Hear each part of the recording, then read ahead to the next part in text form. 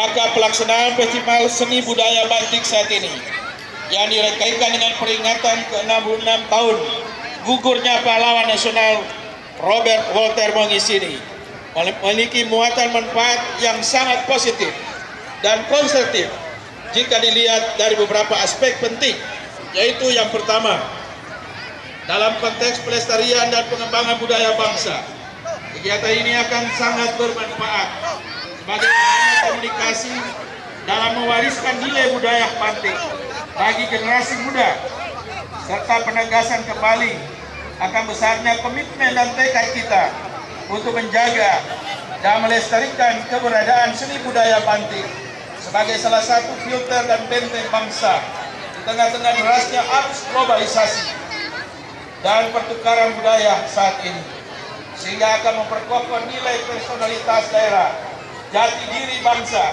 sebagai identitas nasional. Kedua, pluralitas budaya dan seni yang kita miliki sesungguhnya merupakan keunggulan dan kearifan lokal yang mampu memberikan warna pada dinamika sosial budaya daerah dan bangsa.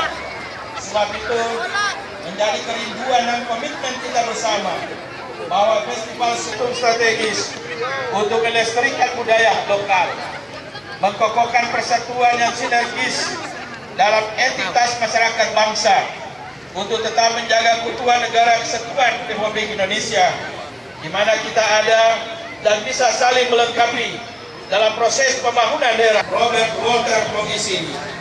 Maka momentum ini merupakan media dan wahana yang tepat bagi kita bersama dalam merefleksikan, dalam memperjuangkan dan mempertahankan kemerdekaan dari tangan ke dalam visi dan misi untuk memajukan pembangunan dan kesejahteraan bangsa. Ada dua saran tadi dari keluarga. Yang pertama, tahun depan kalau boleh dilaksanakan lomba, diantaranya karya Mongisini. Pemerintah provinsi sangat mendukung ini, dan diharapkan nanti dinas terkait, diantaranya Dinas Pendidikan Nasional, akan mengagendakan kegiatan ini. Yang kedua, usul tadi pemerintah Sulut juga sama dengan Manado mendukung usul Kodam 13 Merdeka menjadi Kodam 13 Robert Walter Mongisini. Sudah dicatat Pak Kasrem.